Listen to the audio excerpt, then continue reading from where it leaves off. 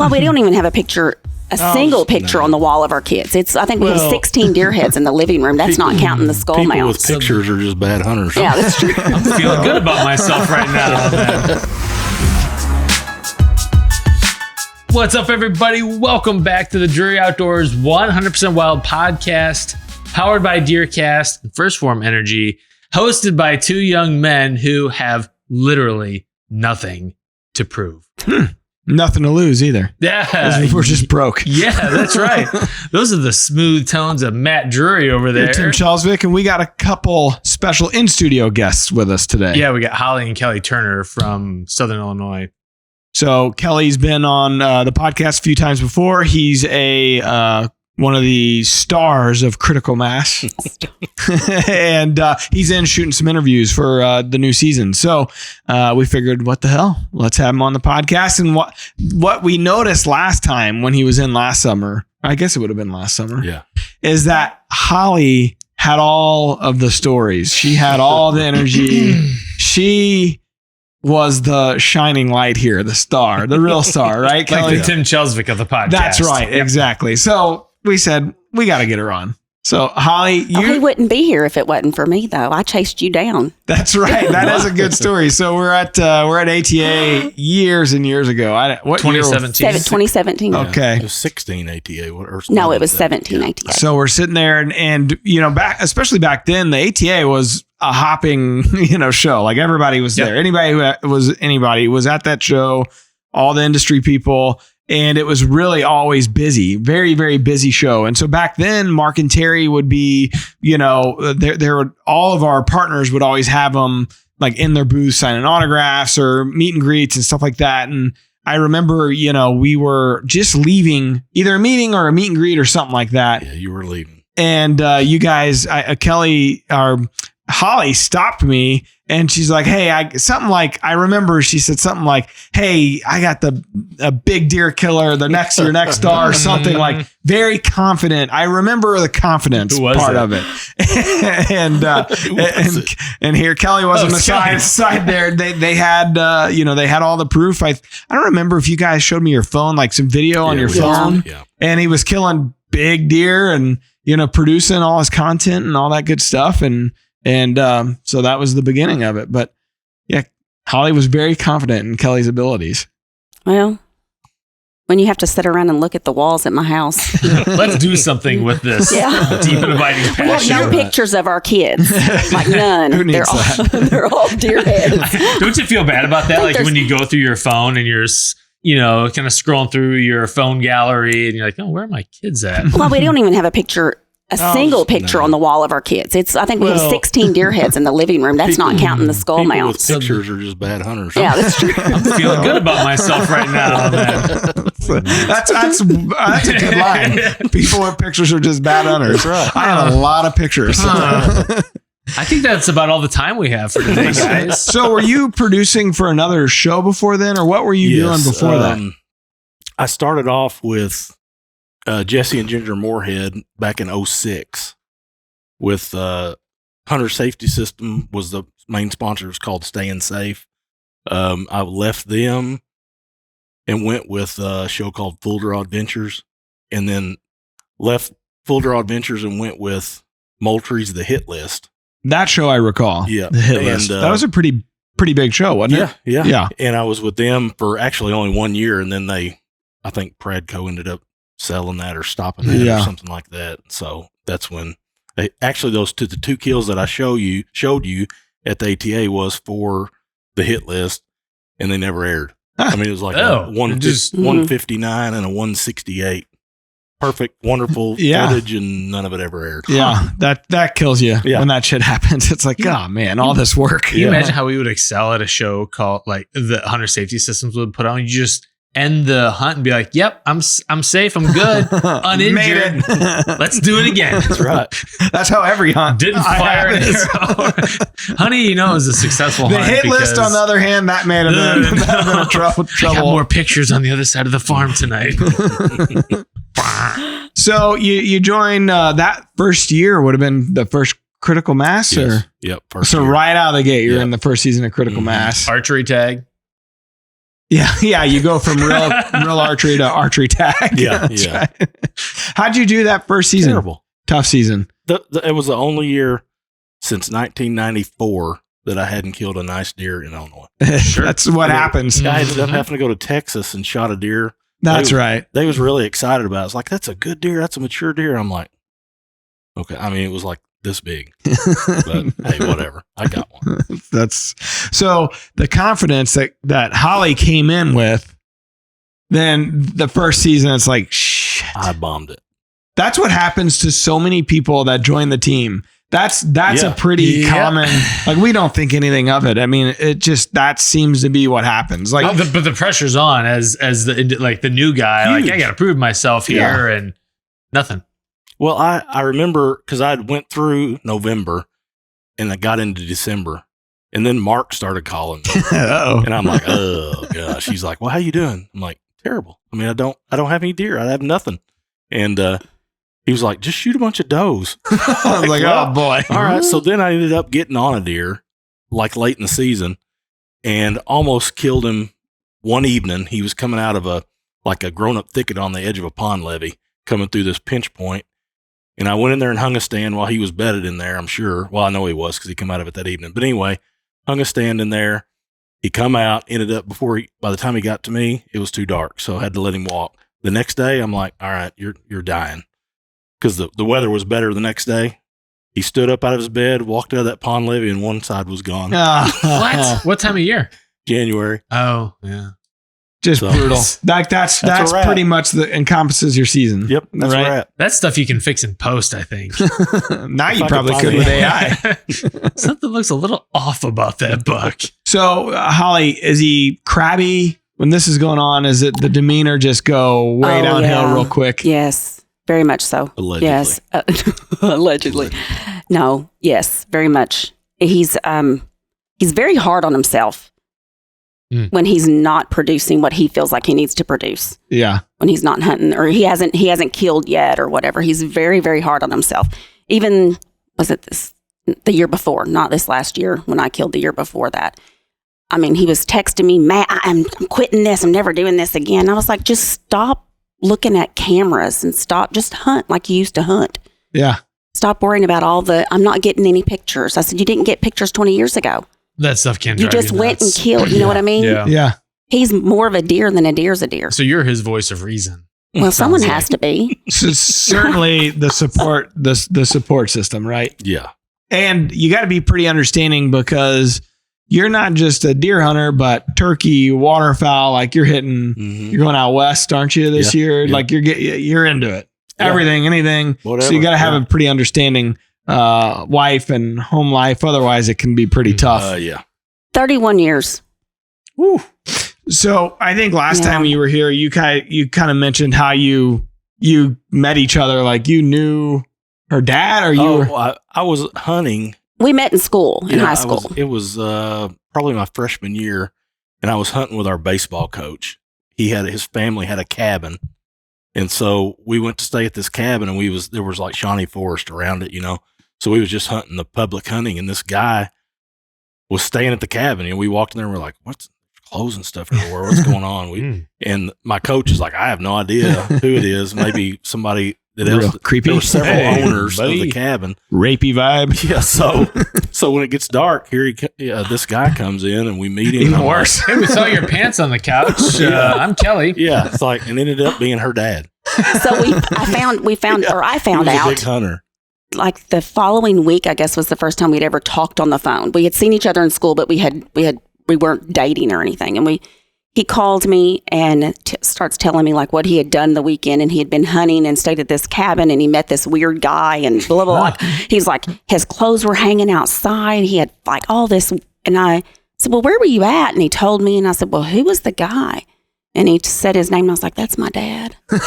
Like, that's my dad. He was like, no. I was like, that's my dad. Yeah. So I was born, and my dad was a taxidermist when I was younger. So I've been around hunting my whole life. Yeah. That's all I've ever known is hunting and taxidermy. That helps. I mean, the understanding nature of it. Yeah. So have you hunted a lot, or because this past fall you killed a great deer? So, up until 2017, I hunted everything all the time. So until he started hunting with us, then it stopped. No, it's just what the hell, Kelly? We stopped really on our own because let me tell you, there's nobody on the planet that's had worse luck than she has. Yeah. I mean, at big deer, like to have a contest on that one. It's like, hold my beer. I bet you I got you beat. like big deer, she shot and missed. I mean, I know that she has missed, or we have not found at least 5 bucks over 150. One of them was 240. He's probably 230. 230. What? And I missed it. I mean, Pounds? Because he was a giant. I ended up finding that deer late, and I'd already tagged out. And she had a tag for shotgun, and this deer comes out. We're hunting on a bluff and literally sitting on a rock, like outcropping over this bluff. And it's only probably 50 feet down. And this deer comes out. I don't know. I have no idea how it even worked. Like we come in and went around the field edge, climbed up the bluff, sit on that rock, and the deer come out right below us, straight out. And it looked like the whole woods erupted. I mean, it was giant. And I knew the deer because I'd seen him in the summer, probably 3 miles away, but I had no idea that deer was there until I found him like a couple of days before, but I didn't know where he was bedded. Yeah. But that rock, I could see a lot. So I was like, it's mainly a scouting trip. We're just going to see where this deer's at. And he comes out right below us. Anyway, he comes out, he's quartering away. And I've always told her with a gun, a slug gun, put it right on his shoulder, come right up his leg, shoot him right in the shoulder. She come up his leg, but he was quartering away and he was feeding. And the slug hit right in between his feet and his mouth. Right no. So clean miss. Yeah. Clean miss. Yeah. The next year, my buddy killed the deer and he scored like 206, Went down. 207. Mm-hmm. Yeah. He had a bunch of stickers. Like he's a mainframe 6x6, but his bases, he had, 6-7 inch points, probably 20 of them. Oh my God. Just coming out all over the place. How do you process a miss like that? You cry a lot. I don't know that I left the house for. Yeah, I would go to a deep, dark place. No, yeah, I cried a lot. Yeah. And then I guess it was not shortly after that, is the next year, was it, when I shot that 169 pointer? Probably around that. And I shot, and it was a good shot. We have it on film because he was filming me. And I have a single shot, and I reloaded and was going to shoot it again. And he was like, "What are you doing?" I was like, "I'm shooting it again. It didn't drop." And he was like, "It's Holly. It's going to die." Like the blood puddle was giant. He was just pouring. Just standing there, just wagging his tail real fast. I'm like, he's dead. He's dead. Yeah. So we got down, belly crawled out, and was like, "We're just going to let him walk off, and we'll come back in the morning." And tracked him for, a couple, yeah, and then lost everything. And then that was November like 18th, 19th. Got him on camera Christmas morning. No way. Mm-hmm. Was it a single lung shot or what was it? Who knows? It was extremely cold, and we tracked blood to a creek. And the only thing I can think of is that he bellied up in that creek and just slowed everything down because it was so cold. It was a little bit so cold. Like probably where the lungs come up. I feel like she missed the lungs a little bit low there, but it should have been liver or something like that. But I think he just clotted it off. Lived.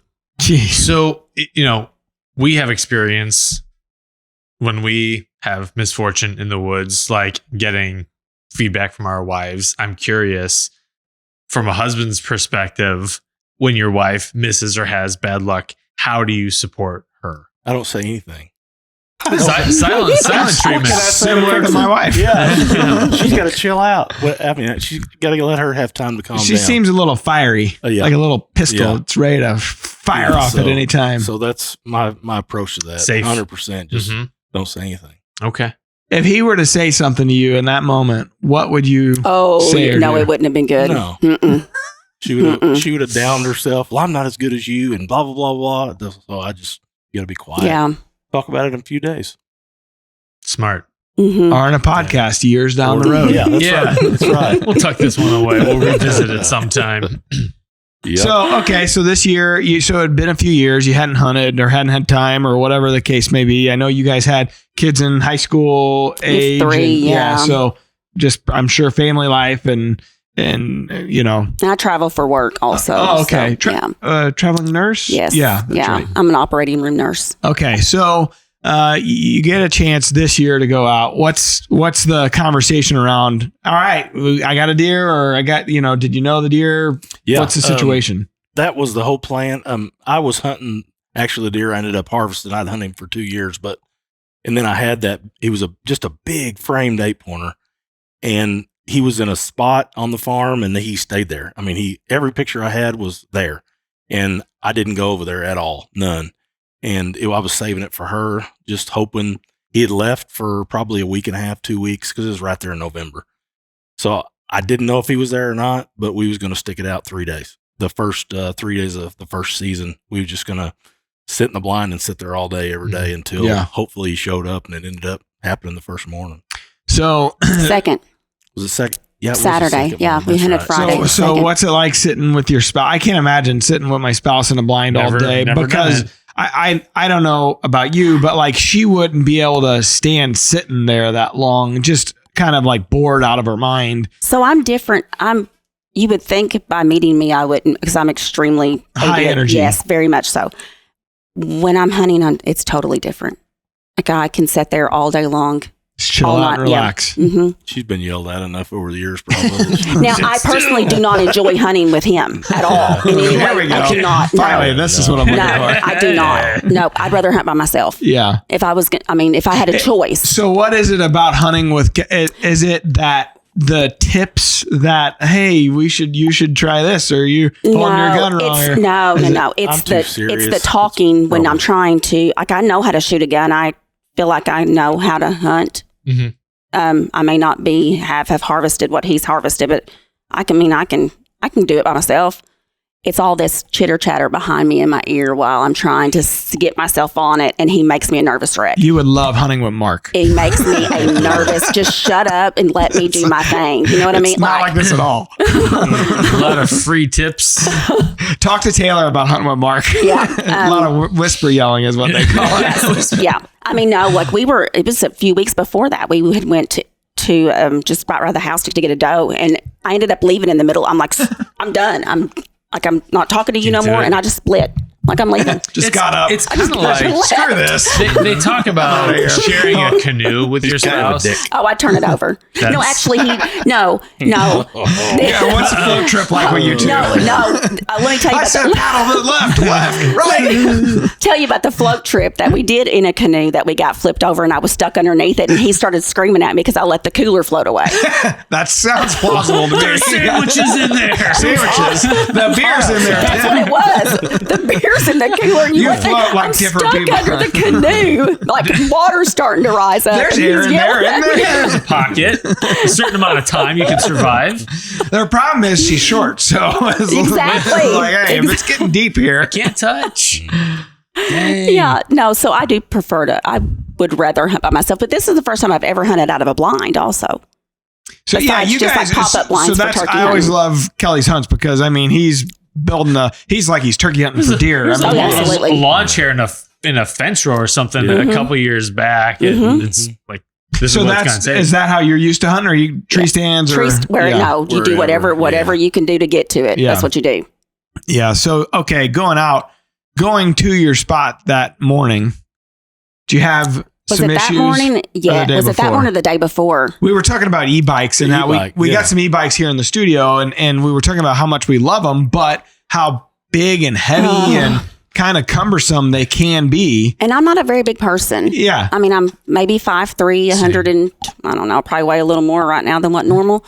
Yeah, we don't have to get into that. Yeah. We all do, minus Tim. Share weight. So we had an issue during turkey season last year. He was like, we're going to go on this bike. And I was like, I can't get on that bike. Like, they're tall. It's dark. I've never been on this bike. And he's wanting to put me on it to go turkey hunting. And there's a learning curve to the bike. I can't, I mean, it's, we end up. Not just like riding a bike. Exactly. So we end up in a fight before trying to get out to the turkey hunting about me. Yes. Yeah. So he's like, forget it. We'll just get on the 4-wheeler and scare everything away. I'm like, I don't really care at this point. Yeah. If you don't want to kill anything, that's fine. This is what I feel like hunting with my wife would be like. So I ride the bike at home trying to get ready for deer season, and I'm still not comfortable. It weighs more than I do. It's heavy. Like torque. Yeah. And then it's got like the throttle, the twist throttle thing. So I'm trying to get on it and like turn it at the same time it takes off. Well, we're going through this little ditch and he goes through it perfect. It's like slows down and goes through it. And I try to slow down and I fall. But when I fell, I guess I throttled it. And when I throttled it, then it like ejected me through the woods. I have my gun on, a backpack on. I've got my 2-pound bag of bacon with me. What? And Bacon? Wait, take bacon. He takes Christmas tree cake thingamajiggies, whatever they are. No, I fried up 2 pounds of bacon and I put it in a Ziploc bag and I eat bacon. Okay. For some reason, I was thinking raw bacon. No. Don't holler at me because I thought you had bacon in your pack. Yes. So, like he's like, oh, I got something. And he's like eating Christmas tree cakes. And I'm like, I'm over there with my Ziploc bag. And he's like, what have you got? I said, bacon. He said, you brought bacon? I said, yeah. None for you. Bacon. I got 2 pounds for me. 2 pounds of cooked bacon. That's a lot of freaking bacon. I eat every bit. I eat 10 slices every morning for breakfast. What? And 2 eggs. How are you so small? It's like, well, it's bacon. It's real. I mean, it's bacon. There's fat in there. Bacon. No, it's not Christmas tree cakes. No, that's worse. Well, there's no doubt that's worse. I got zebra cakes. I got Christmas trees. He does the Christmas tree cakes, and he wants the giant ones. He's a grown man. I have to I didn't know there was multiple sizes of the Christmas tree. Well, I found them this year. Yeah, and I found them. Later. They're like 2 or 2.5 times the size of a normal one. And I don't even eat sweets ever. I never eat sweets. But that hits the spot. During deer season. I have a whole stack of them in my back seat. That's the Christmas diabetes edition. That's right. Yeah. That's right.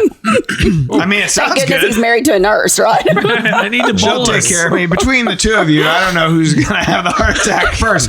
Miss 2 pounds of bacon a day or the Christmas tree guy. So now your bacon's crumbled, My which is cholesterol's a very problem. good. Well, actually, no, you can just tip the bag up. It's all good. Drinking bacon.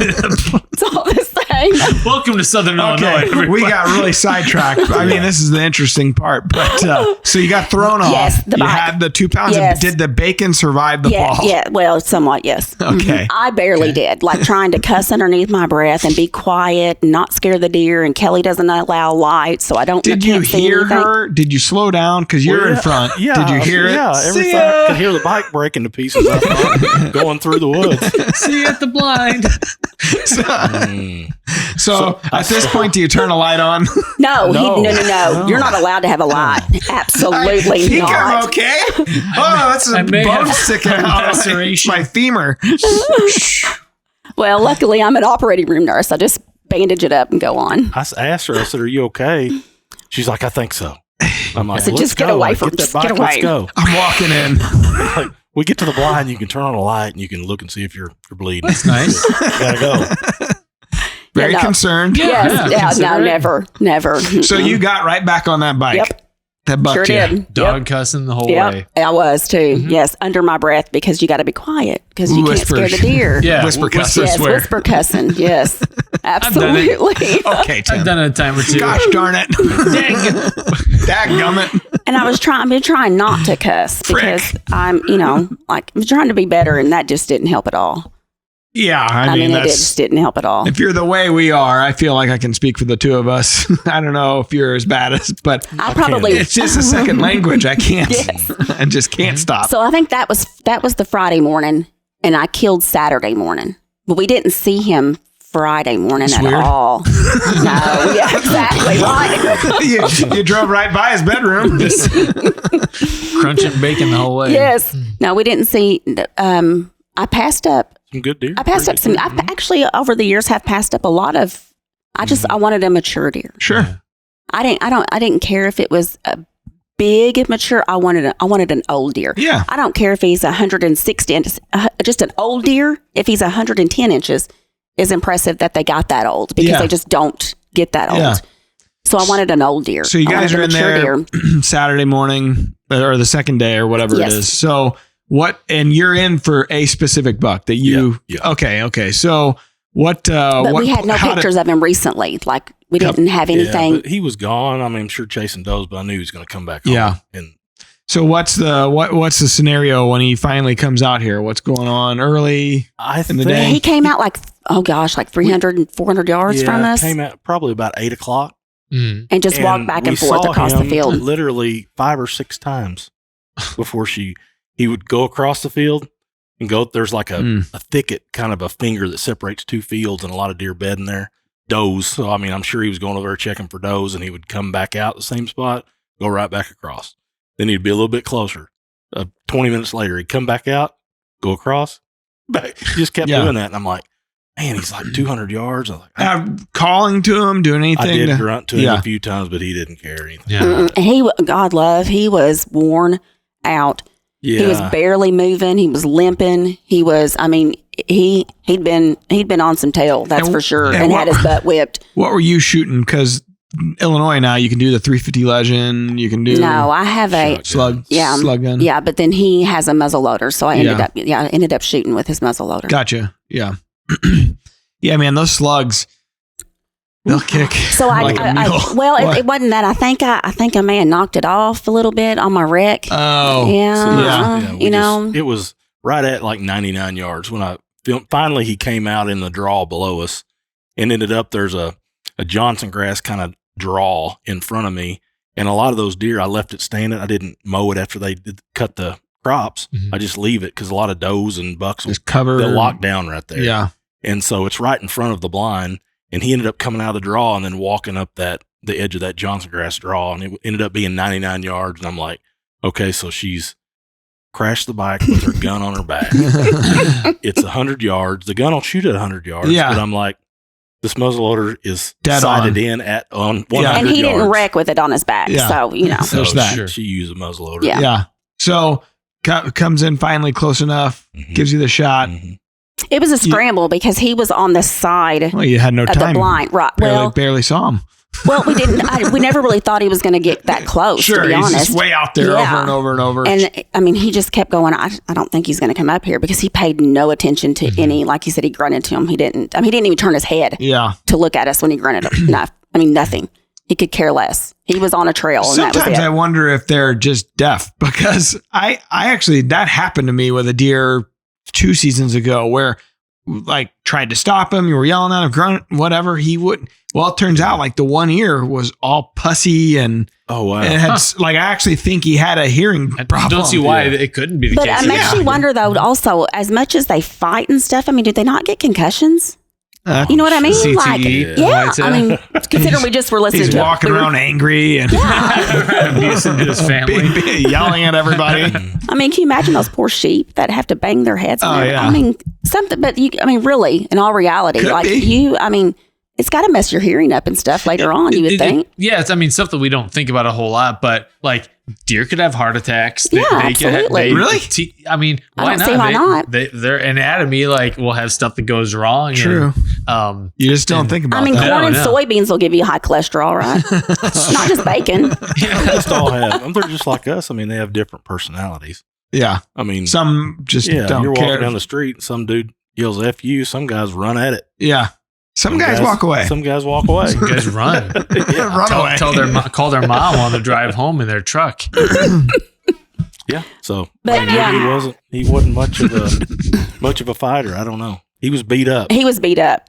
So you put the shot on him. Is he good shot? Recover? He dropped right there. Well, I didn't think that he did, but I'm also not used to shooting a muzzleloader. So all the smoke and I'm like, sure. And plus, like I said, there was a scramble because he was on this side and and he was like, you got to get over here and I got to get behind you. And, it was just Well, and it may have been in your head also. I know with sometimes with a muzzleloader shot, you have that initial knockdown and then the deer kind of like shakes it off and gets back up, much to the surprise of the shooter. So was that going through your head at all? Oh, yeah. As soon as he dropped, I was opening the door. I was going.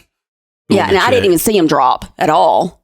So I immediately went to, because I have missed, I feel like, everything I've ever shot. Besides turkeys. It flavors everything. Yeah, you do. I mean, I can knock a turkey down, but deer, it's just a different world, man. Yeah.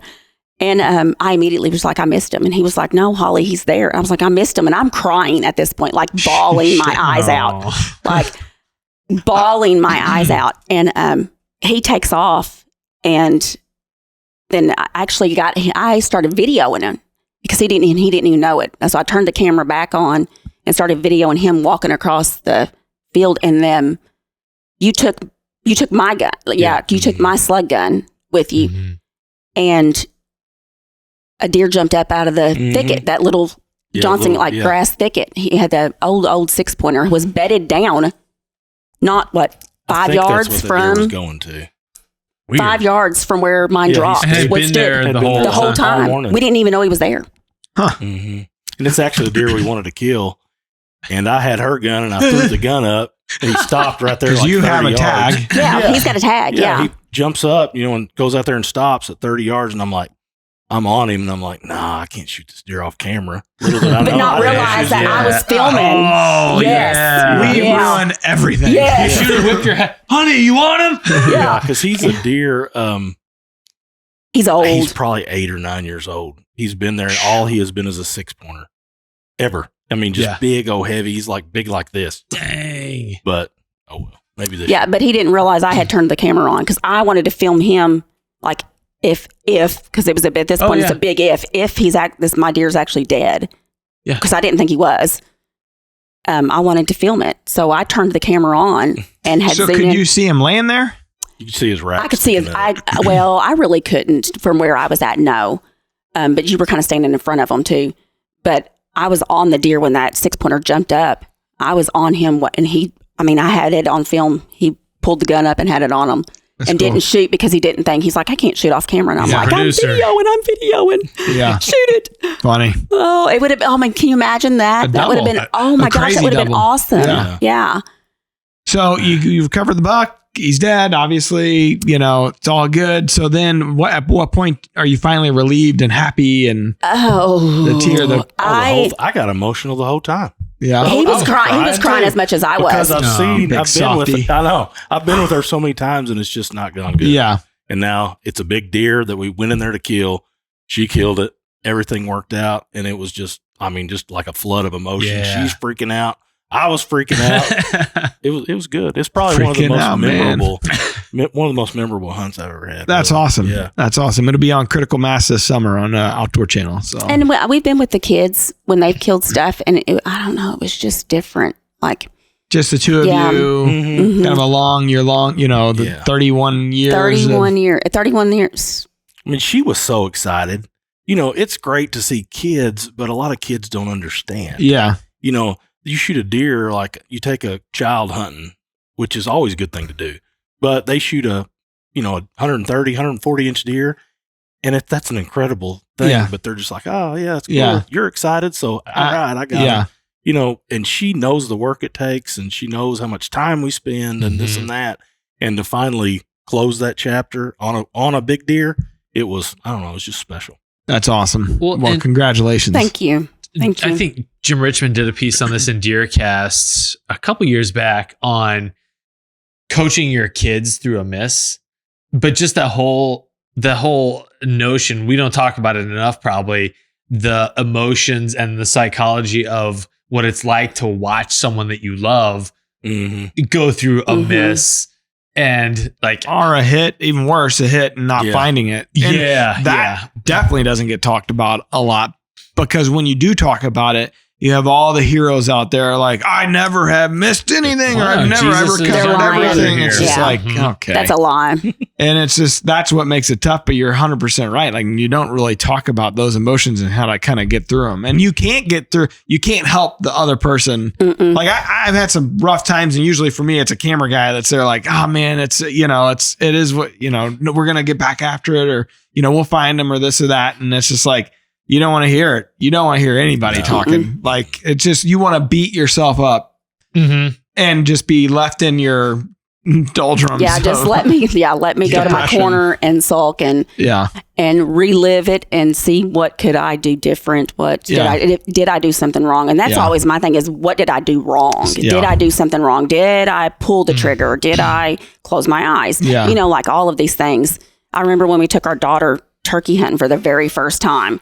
We couldn't figure out how she missed this turkey until we got her home and he takes her outside and she's little.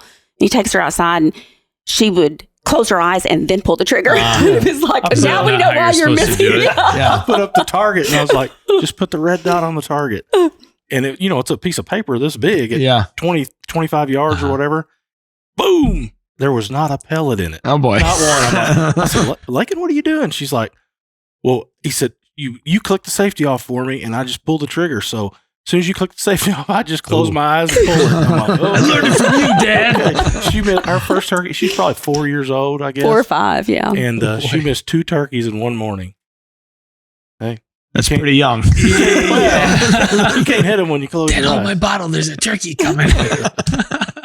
Well, the educational psychologist John Dewey said that we don't learn by doing, we learn by thinking about doing. And that whole like processing afterwards. And yes. And like when Sophie and I were driving home from her turkey hunt this season, I was like, all right, so what did you learn? And she's like, that was a lot of fun. Like, no, but what are you going to take from that hunt to the next hunt? Mm-hmm. These things will stick with you. And we're learning stuff as we go, but we don't always stop to really ask ourselves, what did I learn? What would I do differently? Analyze it. Yeah. Analyze it, debrief it, and then take that. So you're finding value in that. So even if like you're kicking yourself like, oh, it was a stupid mistake, but I'll never do that again. Like that will always be a box that I check next time out. So I may make another mistake, but it's probably not going to be that one. Absolutely. You hope that. Yeah. What happens in the heat of the moment sometimes is you don't slow things down enough. That's been my experience over time, is like if you don't remember to slow things down, even when I feel like things are slowed down, mistakes can happen. It's like, But there's a long checklist here of things that need to go right. It gets longer the more you hunt. But then I also feel like if you don't have that little hint of anxiety when you're getting ready to pull a trigger or you're getting ready to pull that bow back, if there is not that, then you don't need to be there. Yeah. You know what I mean? Yeah. If you, go through all of those points, and I mean, we've been together a long time, and I've watched him kill a lot of deer, and he has a checklist, like with his bow, like when he went from drawing, every little thing, he has a list that he goes down in mentally in his head. But if you aren't a little nervous, you're in the wrong spot. Yeah. Those things should get you fired up. You should be excited. You should, if you're just solemn after it, go home. Let someone else kill that deer. Well, the nerves, for kids though, the nerves seem to be worse on turkeys. I feel like I love probably taking because people turkey hunting. the gobbling and the closeness yeah. and See, a lot of that's, times you're on I the love that. ground. I love that. Rush a shot on turkeys. And like every time I take a kid hunting that's never turkey hunted, I'm just like, you have to remember, a turkey flies down in the morning and he has all day to do nothing. Yeah. To do nothing. So if it doesn't work out right now, we're going to get on him in another hour. Mark and Terry, so when they first started hunting, they hunted a lot with their Uncle Marvin, so my grandpa's brother. And his saying was, time means nothing to these turkeys. That's exactly right. It's something we talk about even 36 years later. It's like, time means nothing to these turkees. From daylight till dark. I mean, they just know that they got to be back up in that tree before dark. Just pecking chill and schedule. Well, so this past turkey that I had come out, and turkeys are like, I love whitetail. Whitetail are my number one. Turkeys are awesome, but whitetail is number one. But as these birds started getting closer, I was like, this could happen. Like they're on a trajectory to come to me. Something switched in my mind, and I'm pretty familiar with my heartbeat with some of the the running and stuff I do. It's a different heartbeat that it's like this boom, boom, boom, boom, boom. And it's just so crazy that, a few seconds ago, I'm watching this bird coming towards me and it's like, no big deal. Like, okay, now this is happening. The adrenaline dump happens. Yes. The heartbeat is deeper. It's just, that's part of the magic of it. And that's what you just, God help you if that ever goes away. Cause it's not the same anymore. No, exactly.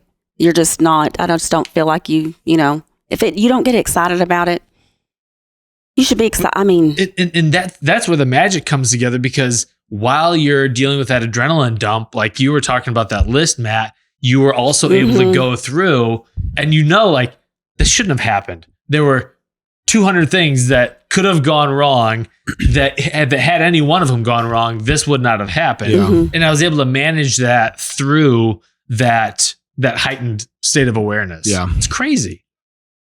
We're fortunate. So very, that was a great recap of the hunt. It was a good, and that I'm sure it felt great to finally kind of connect after some mishaps and misfortunate hunts. Very over much the years. So yeah, that's awesome. I'm curious, Kelly, from as the hunting husband with a hunting wife, what have you learned from Holly? Well, probably nothing. No, we can cut that. That's fine. What's handy, honestly, is I don't care who it is. I don't care if it's a new hunter. I'm bad about when I have an idea on doing, I have to bounce it off somebody, whether they know what they're talking about or not. It's really nice for me to have somebody to help me make a decision on a move or a decision on this or that, whether they know or not. That irritates me. I feel it irritates you. Well, it's more or less thinking out loud. I feel like he's very humble, very, very humble. And I'm like, why are you calling that person and asking them this question that you know the answer to? Like, you're the best dang, hunter. I guess I hadn't really thought about it that way. I just would I'm like, dude, like, you're 100 times better hunter than the person you just called. So, but I'm very protective also. Tim's like, dang, he called me like 3 times this fall.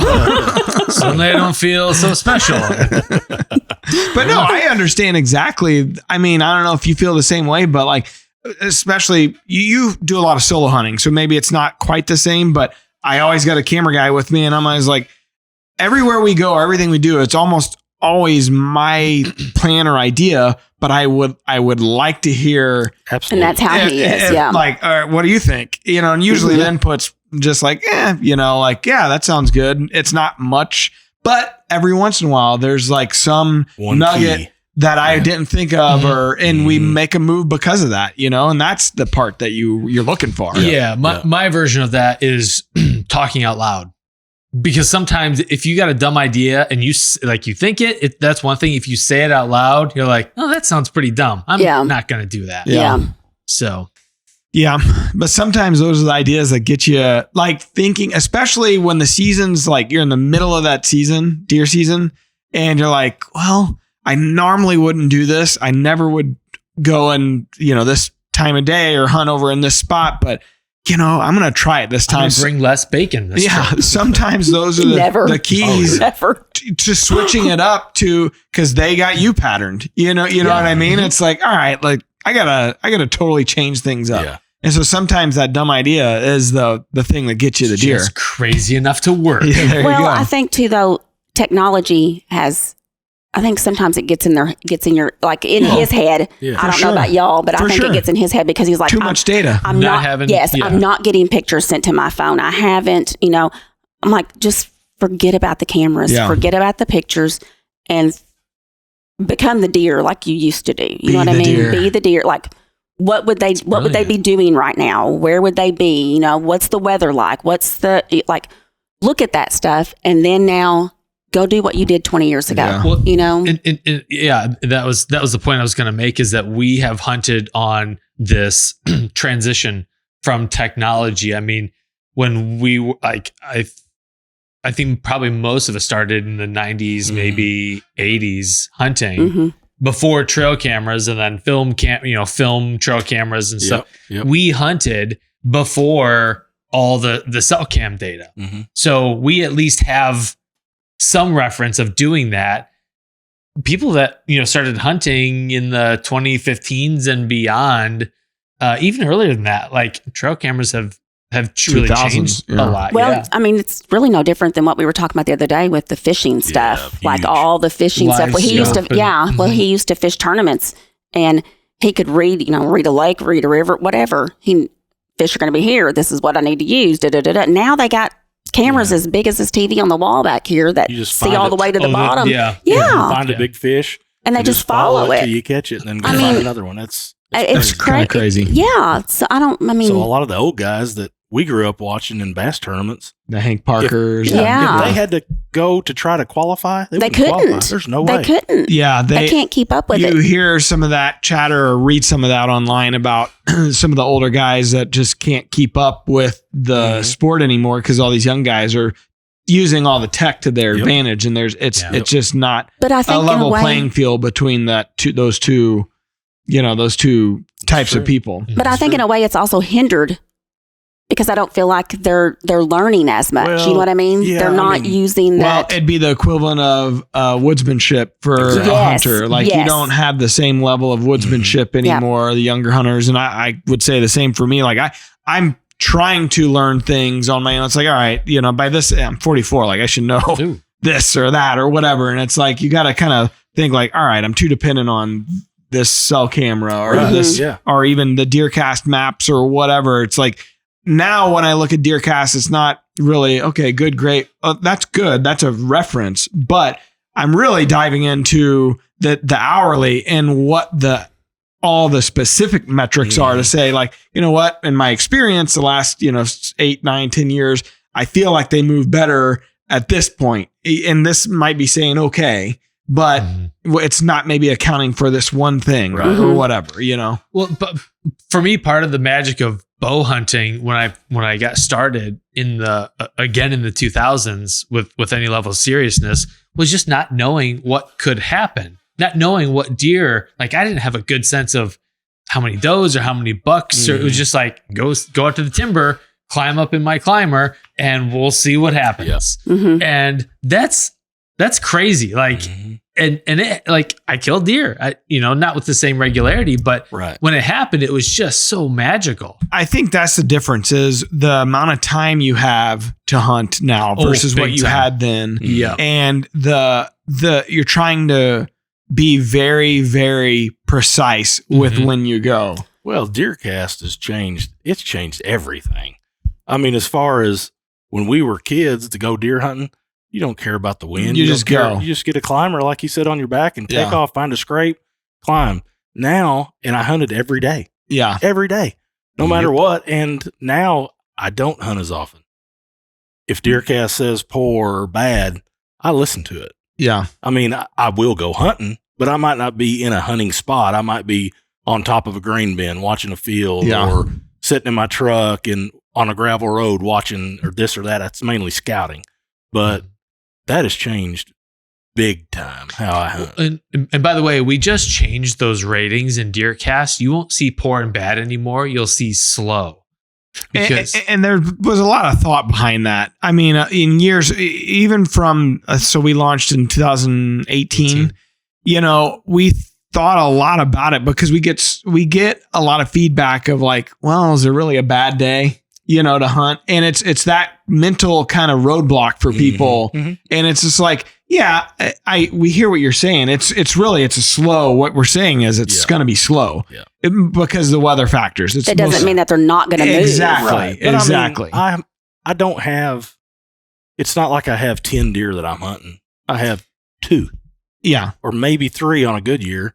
So I think that's the difference. I'm not going in there if it's not perfect. That's the difference. No matter what. So when you have something like this app, it's obviously going out to the masses. So you're hitting very different levels and styles of hunting. And so for somebody, maybe a beginner or not even a beginner, but somebody that hunts in an area that there's not a high deer density, if they're like, hey, I saw a deer today, it's saying something. So it's tough. I remember there was a guy that we all mutually know that's used to be on the team, and he was like, well, why don't you say it's 10 deer when it's great? It's like, you can't say that. You couldn't predict how many deer someone's going to see on a spot. There's no way to predict that. Well, I mean, but what does good mean to you? Right. Does it mean seeing 2 deer? Does it mean seeing a shooter? That's all. That's the difference. A deer. Especially when you're hunting a deer. Like, I know that I might only see that shooter once the entire year with my eyes. But the likelihood of seeing him are much better on the good and great days than they are on the okay or poor, bad. Well, the deer that you killed, hadn't seen. I'd never seen. You hadn't seen in 2 years. Never with your eyes in 2 years. No. I mean, never killed that deer on maybe it was an okay day. Yeah, I don't remember what DeerCast, but it had an east wind, and I couldn't go where I needed to go. So it was a scouting trip. Yeah, but you took your stuff along. Good Lord, it was one of those. Sure. It was a fence row like we talked about earlier. I mean, I set up on a fence row with a muddy chair. Oh, yeah. Cut some cedar limbs and was just scouting because I had just enough east wind that it was blowing into the farm and I could give up. I kind of got on the fence row to where the dead area was kind of going to be the east. They wouldn't have gotten there till after dark. So I just set up just to watch this field, just to see what was going on. And here comes a doe, walks out of the woods, walks all the way down to me. I look out across the field and there were some does out on the hill. Got my binoculars, looked. As soon as I put my binoculars up, that buck stepped up over the hill, ran those does, looked down 300 yards, and I got a does in front of me, and just dead runs right to me. Isn't that crazy? Did you call or anything? No, he just come to check those does. Of course, I'm self-filming. Yeah. And he comes into 20 yards broadside, and I can't get it all together. Ended up having to let him get on out there, but yeah, you never know. Yeah, But it was a scouting trip. I didn't go in there to kill that deer. I went in there to maybe see that deer in the field. And then make a plan of how to kill him another day. Hoping to see him because he'd never seen him besides on camera. Just so happens it works. You just never know. I mean, so I guess saying all that to say that you do need to still be in there. I think that's our point with it. It's like, hey man, a bad and a poor day, it does change my thought process a lot on, okay, maybe I'm not going to the honey hole, or maybe you're prioritizing, but I'm still looking at that hourly and getting the detail of what the weather's doing. And that's what I usually make the final decision on. And if I feel like, oh, you know what, maybe there's a front moving through, or maybe it's saying bad or poor because there's a torrential downpour, but then after, and it picks up a lot of that stuff. But I don't know. That was a lot of the reason we change it to just slow, because that's the reality of it is we're saying it's most likely going to be a slow hunt. Yep. But there's not really a bad hunt that you're going to have. No, you never know. Yeah, it's all data. The buck I killed this past fall, I didn't have any pictures of it. I didn't know he existed. I hadn't hunted this spot. I'd hung a stand in there in August and hadn't been in there. I think I killed him in October. And I was like, I haven't been there. I'll just go down, kind of like scout it and see what's up. And I was able to grunt him across the property line. So had I just gone on the intel that I had no intel. I wouldn't have. You wouldn't have gone there. Exactly. I think that's Holly's point. As like sometimes the intel's too much. Yes. And you're not getting intel. And that's what I meant by saying it kind of. I feel like it hinders you. It just mentally you kind of put up a block. Yep. And you're going, I'm going to look at this because this is what. Yeah. This is what I have, and I'm looking at this, and I'm looking at X, Y, and Z. Still follow your winds. Still hunt. I feel like that's a must. That's a big thing. For sure. That's the biggest thing. Absolutely. Play the wind at all times, and at least make sure your access is good, and at least you won't But I remember mess something up on a bad day. A deer he killed, I don't remember which one it was. I just remember he left for work that morning, and we've always had to leave extremely early. It's like 4:00 in the morning. That evening he came home and he was like, I saw that deer this morning. It's 2008. Okay, there you go. See? All right, Mark. What day was it? Rain Man over here. What day was it? October 21st. Okay. No, I'm sorry. Different deer. It was November 1st. Your hair was short back then. It probably was, actually. I remember when 17 it was short. Yes. But I just remember him coming home from work and he was like, I saw that deer this morning. And I don't even think we really had cameras then. And if we did, they were the little card cameras, and you didn't go in and pull. Yeah. I mean, the only time you went to cameras was if you were going walking by it. Yes. You didn't just go in to pull, And he said, I know where that deer will be tomorrow. Like, I guess tomorrow night or whatever, because he couldn't hunt. Was it that evening? Yeah. Was it that evening? He's like, I know exactly where it'll be. I was like, what do you mean? He's like, I know that route. I know when they're standing right here at this time in the morning, because it was 4 a.m. when he was leaving for work. He saw it coming out of the woods, crossing the road. I'll know where it'll be tonight. And he killed it. Mm-hmm. So at some point you have to go back to your woodsmanship, to being a hunter, to being a woodsman. And that was on my own property too that we grew up on. So you knew it. I knew it. Yeah. I knew it. I knew that makes a big difference. Had a stand in there. Hadn't hunted it all year. And I knew where that deer, he was going to come by that tree. I think about that a lot. Like just the style that I hunt, we lose a lease. I pick a lease up. It's you tough. Don't have one for more than a year or two typically. Yep. About the time I learn it, I lose it. Yep.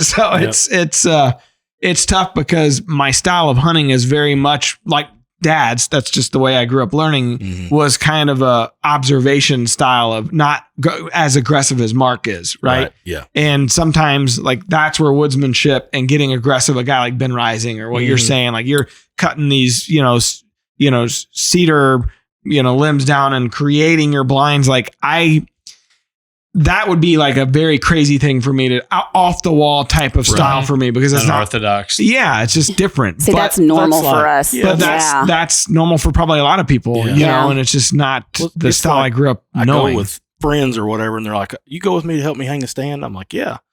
He's like, "What do you want to do? You want to scout it or kind of figure it out?" I'll go with you. So we go in there, and then like you got to be here. This right here is where you got to be, right here. Be like, there ain't a good tree. We'll have to be over there. It's like, are you hunting deer or trees? Like, you have to be where you have to be, and it's right here. Figure it out. Whether you're 10 foot, 6 foot, just stand still. Yeah. You have to be here. I think it's a little easier when you're a solo guy too. When, we're always trying to think, for the most part, both you guys do a lot of solo filming, but I'm always with a camera guy. So it's usually like, all right, how can I fit 2 guys somewhere in this area? I think is why he likes using me for a camera person too, because I'm so little. He can just tuck me up. I'm like a little monkey. I'm like a little monkey. I can just throw you on the next limb up. Spider monkey up there with the camera. Let's go. Yeah.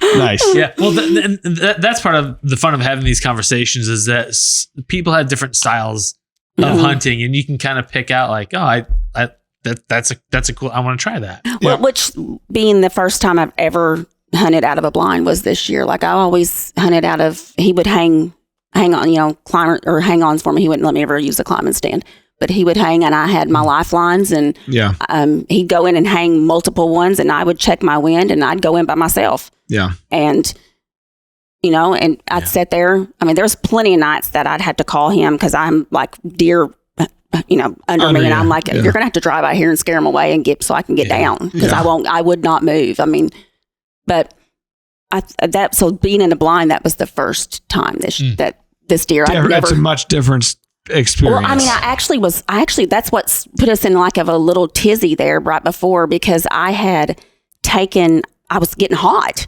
Yeah. Well, I mean, the bacon's to the right. Yeah, I mean, I'm Christmas trees on the left. Yes. So I'm like trying to shed my coat, and when he popped up, like, and he was like, there he is, and I'm like trying to like, now get my orange back on and shimmy across the floor of the blind underneath him, stepping over top of me to try to get behind me. So that kind of like that's kind of a disadvantage of blinds. I never could afford them all the way up until the last couple of years. So you got a sugar mama is what you tell everybody. There you go. So it's just you can. It was way easier to be ready and hang on. Oh yeah, you know what I mean. Yes, you kind of miss out on the experience of much different sensory experience. Hearing the deer coming, being ready, blah blah blah blah. But I don't know. They're bulletproof. I mean, as far as the wind. We still hunt the wind. We still have the wind to our advantage, but even from the blind. Push it a lot more. Yes. Than the last 2 or 3 years, especially with the new, there's a ton of great blinds out there. I know that, but we use a lot of the hawk and muddy blinds, and they're so. And we'll do a couple modifications to make them a little more scent proof and make sure the windows are tight and all the areas where it might leak out. I find we watch the wind, we pay attention to it, but I find us pushing it way more in the last 2 to 3 years than we ever did before. You get the mindset when you leave the trucks, like that deer's over by that blind. I know we'll see him out of that blind.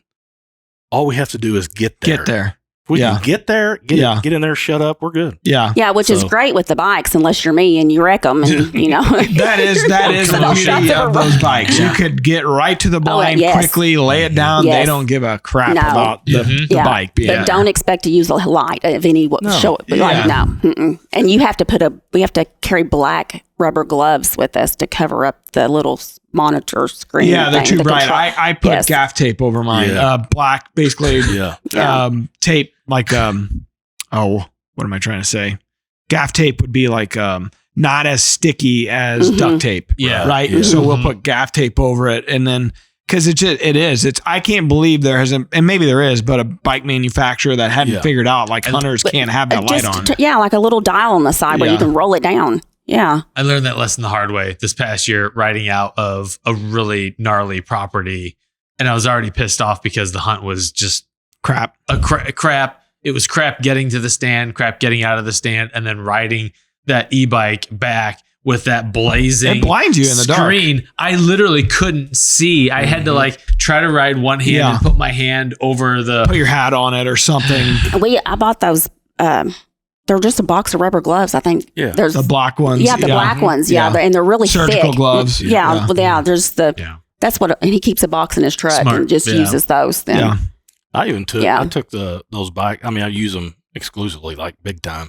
But I take when I hang a stand on a deer, I'll just cut a cedar tree. To throw over it. Yeah, and I'll No, like drag it to the tree with a bike or whatever, and just leave it there and pull the bikes up, lay it over, and put the cedar tree. Same. We'll do that same thing. We've kind of started creating little parking spots almost for them where we can lean them and cover them real quick. And they just, I love using them, but they can be a little hazardous. Especially you get going too fast or hit loose gravel. I mean, I've wrecked mine a couple times. And it really screwed up my shoulder. This was 2 seasons ago. It really screwed me up for a while, but we were flying, when I wrecked it. Yeah. So, oh, I was not. Yeah. And I wrecked Slow on the way. speed crashes are a thing. I wrecked on the way back too.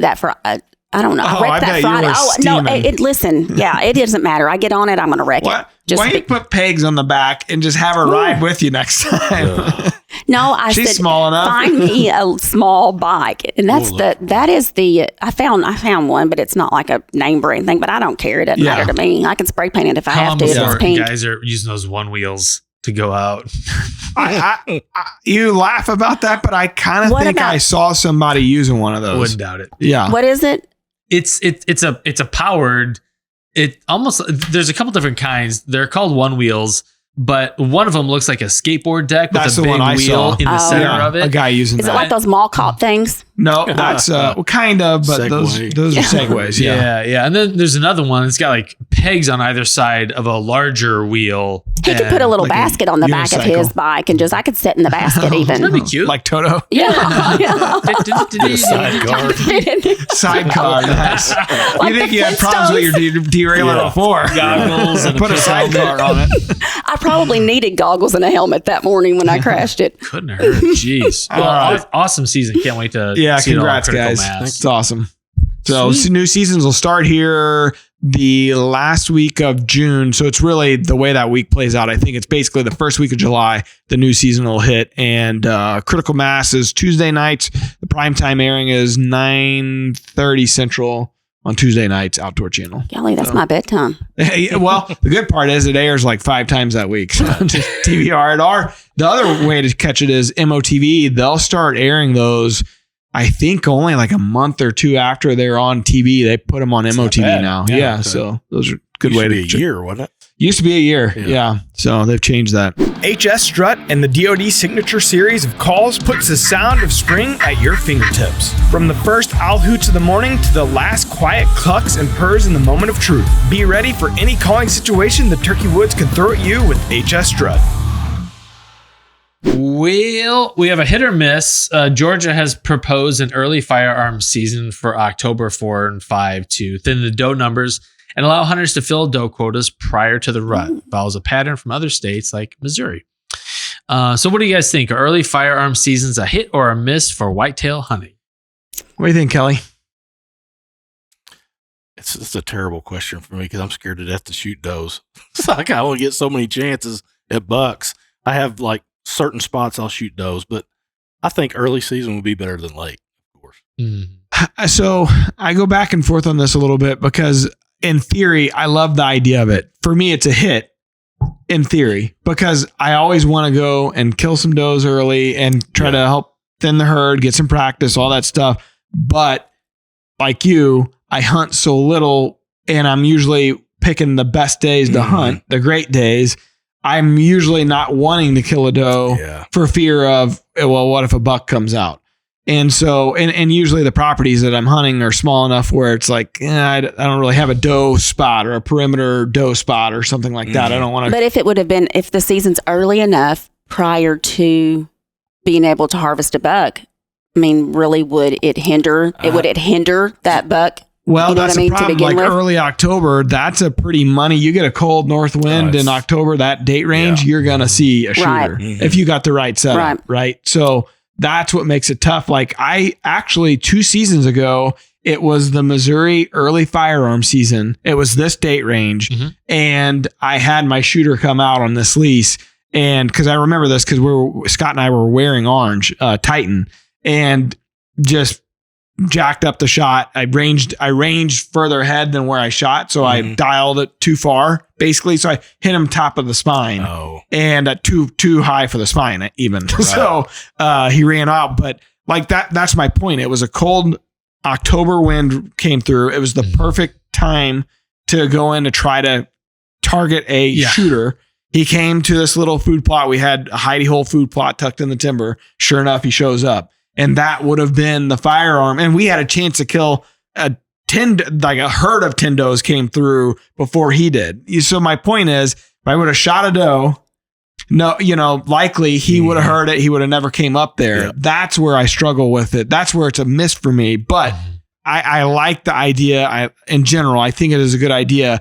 And it probably is very property dependent or herd dependent even. Sure. What about having it just late after the season's completely over, having nothing but like 2 weeks of doe? Shed deer. That's the problem with it. They did have that in Missouri for the longest time. So at Dad's, we'd go up there and, as construction guys would come up and we'd have a doe weekend. And it was always cold as shit, but it was perfect because you've already pretty much filled your don't care. But if they are dropping. That's the problem. You really got to watch out for that. You really, really got to watch out for shed bucks. Which seems like a lot of the big deer too shed early. Yeah, exactly. So I like it later better, but they moved it because of that reason. Like people were killing shed bucks. But it needs to happen, and I think especially in Illinois. I mean, the doe. I mean, shoot. For some reason though, Illinois, especially in our county and the southern counties, you can't get you used to get a either sex and an antlerless tag. We can't get that now. It's either sex only. We can't get an antlerless tag.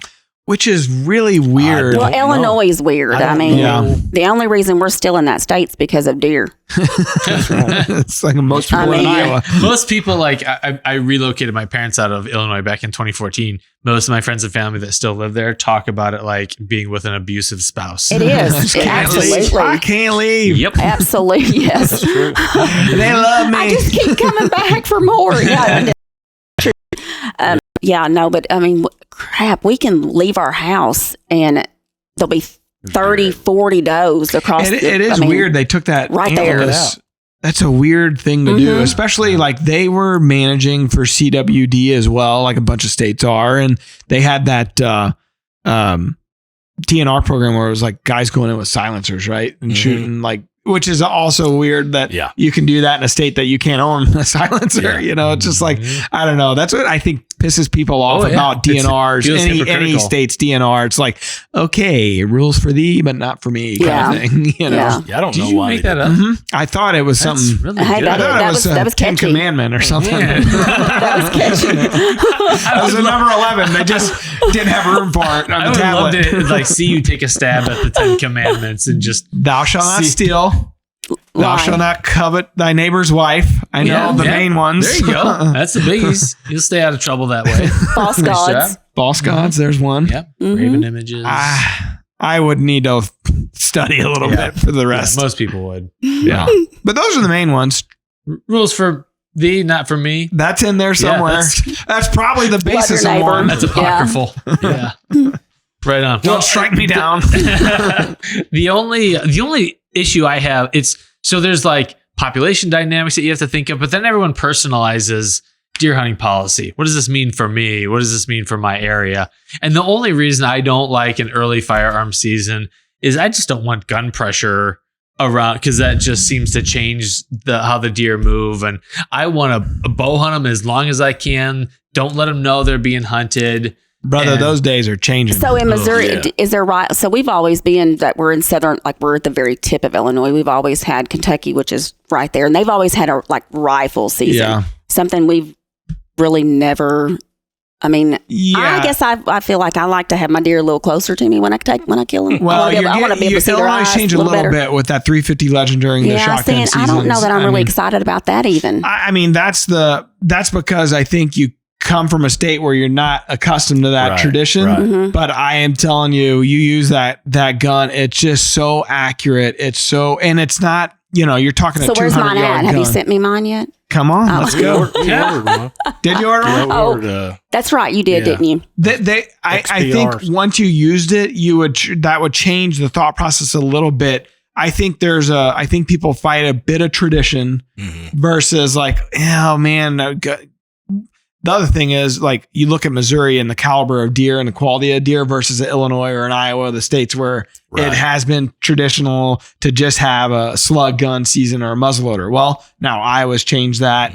Illinois has changed that. Yeah, the quality of deer in Illinois is not like it used to be either. I think it comes from a little bit. There's a lot going on there. I mean, the farming practices are. I think a lot of people probably will get mad at this, but it's 100% out-of-state hunters for me. Mm-hmm. Yeah. Well, I mean, we're in the southern Illinois region, so it's all the southern hunters, and I don't have a problem with southern hunters. So don't. Some of our best friends are from Louisiana and come up. Louisiana, Arkansas, but we are the first stop. We're the they'll come first. Up from the south, and maybe they've never seen a 120-inch buck. Yeah. 120-inch buck's a giant down there. So my theory is they come to Illinois and we see a lot of it. They shoot a big deer for Florida. Yeah. They're from Florida. They shoot a big deer in Illinois. Well, that's a 1.5-year old deer. Shots fired. Captain Crazy Nuts. Yeah, no. I mean, but but we see so much of it. And it's not so all much of it. No, I get what you're saying. That's been the rub in Missouri forever too, where like a group would come in and they'd lease, it might be 10 guys lease, a couple 100 acres, and they'll just come up for gun season, or maybe, hunt a couple of days of that, especially now with crossbows, they'll hunt a couple of days of that season, like leading into the gun season, and they'll be there for that first week of gun, and they'll just shoot the hell out of whatever. And but home. what's big in Georgia and big in Florida is small in Illinois. You know what I mean? It's not Illinois. I hear what you're saying. I feel like that was more of a problem in like the early 2000s. It's always been a problem. We went our 90s back. Yeah. Yes. When it was real big. Oh my God. When we could drive around and see. Just giants. Man. Just giants. I mean, every year. You don't think the farming practices, like everything getting put in a tillable, every little fence row getting taken out. We have so much. Yeah, we're in the pretty part of Illinois where it's not just rolling hills, farm ground. We have lots of timber and lots of different terrain. Gotcha. Bluffs. Yes. We have rocky bluffs. We have all. We have gods. Yeah. That's we have everything like that down there. So there's not like as far as big landowners too. I mean, there's probably in our county. I mean, the biggest landowner might own say 2,000 acres. Yeah. Where you get up in central Illinois, I mean 10,000. 15,000 acres. So big farmers. It's different. Yeah. But then it's hard to manage. Because your area that you're hunting, like for instance, just our property right there at our house, and then we have another little piece of property, 5-10 minutes from the house, 80 acres at our house, and then 160. Yeah, just the surrounding people. Yeah, it's terrible. I mean, it's one that we own because what's a deer's normal travel? Yeah, I mean, how far they go? Couple miles, more than 160 acres. It depends. You know what I mean? They have studies that show mature bucks won't go very far at all, other than maybe the rut. But the neighbors, that farm, we own it, and we have, I think it's 43 acres of CRP, and I leave it during deer season just for the pressure, pressure. Yeah. And we never hunt it. I mean, we've owned it since 94. Lakin killed her little buck off it, that little bitty one that she killed. We've owned it since 94, and I think maybe 3 deer. We've shot 3 bucks off of it since then. That's terrible. Yeah. But you're leaving it as a sanctuary. Basically, just in hopes that something. Yeah. But so staters. I leave it, take it, hit or miss. I forget what. If I think outside myself, I'll take it. Yeah, hit. Yeah, the hit. All right. This segment of 100% Wild is brought to you by PH Outdoors. Check out the full line of the G Series and brand new M Series drills at phoutdoors.com. All right, we got some new Rack Pack members too. All right. Rack Pack's over on Facebook, private Facebook group. All you got to do is type in our 100% Wild Rack Pack in the search bar and you'll find it. The new members this week. None of these people seem real. Rocky Dietz, Mike D's, and Lisa didn't say like nuts at the end. JC Jason. JC Jason has got to be a radio personality. I was going to say. Well, that was back in the Casey Kasem. That's what we're thinking of. Yeah, that's what it sounds like. Not related to JC Jason. We're definitely old right now. We need some new members. We need some shout outs. So please, wherever you're listening or watching the podcast, leave a shout out, leave us a review, 5-star, obviously. Duh. And those things help. You weren't on last week or the last episode. We had an emergency like podcast because Mark, he's out west turkey hunting with Wade and he had like 30, quick minutes to jump on. So we couldn't make it work with Tim's schedule. So anyways, it's like one of our most viewed podcasts so far because Mark got crazy story. Well, we put in the title, Mark got robbed because that's what Wade said. Like the truck got stolen with all their gear and gun. Oh. Yeah, they went into a gas station, but the dummies left the keys in it. And Wade's like, in Iowa, I leave my keys in all the time. It's not Iowa anymore, buddy. So, they're by those reservations out there. And, those are just kind of a higher crime, lower income areas. So anyways, the truck got stolen and we put in the title, they got robbed because that's what Wade walked out. And he goes, Mark, we got robbed, and so the truck and everything was gone. Oh my goodness gracious. A little bit of an update to that. I need to get with Mark again, but I think they did find the truck with the guy passed out in it. It had to be towed to somewhere. I don't know about the contents. I don't know if he wrecked it. I don't know if he was high or what, drunk or what. I don't know the details, but I do think they found the truck. I don't know what kind of condition. That's so. Wow. Tune in. Yeah, we'll have an update. Lock your vehicle, folks. Yeah, those key fobs are you just put in your pocket. Yeah. So. I lock mine in my driveway. Yeah, and you can't even see our house from the road. I lock mine here because I don't trust the people that work here. Well, I mean, hey. All the kids next door. Well, that's it. Wee World. It always cracked me up. Alan would get so pissed when their bubble bus would come. He literally like through the roof mad that the people next door to us, it's a child. It's a center for like kids with autism and stuff like that. And so they had the bubble bus come every once in a while. It's delightful for bubble these kids. Bus. So and so bubbles are, flying out of it and there's music, whimsy and wonder. And if we're downwind of it, he gets so pissed about it. It's like they need to bring an ice cream truck. Yeah, they do that too. Oh well. So yeah.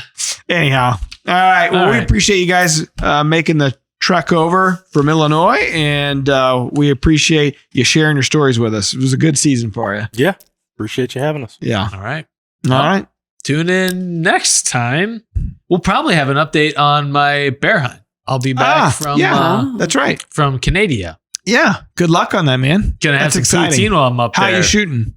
Pretty good. Pretty good. Yeah, I kind of stayed sharp through turkey season, so it's not like I got a big ramp up. But I good for you. Okay. Well, good luck. I'm pulling for you. Hope you guys have a great hunt. Heck yeah. All right. Until next time. Peace out. DeerCast is completely updated and better than ever. Prep, predict, and pursue your target buck with our detailed maps, weather, and 14-day movement predictor. We're adding new videos every week, so make sure to click that subscribe button and check out all of our amazing content. This episode of DoD TV is brought to you by DeerCast Maps, waypoints, weather, virtual rain gauges, and more. Every tool you need to get ahead of your game.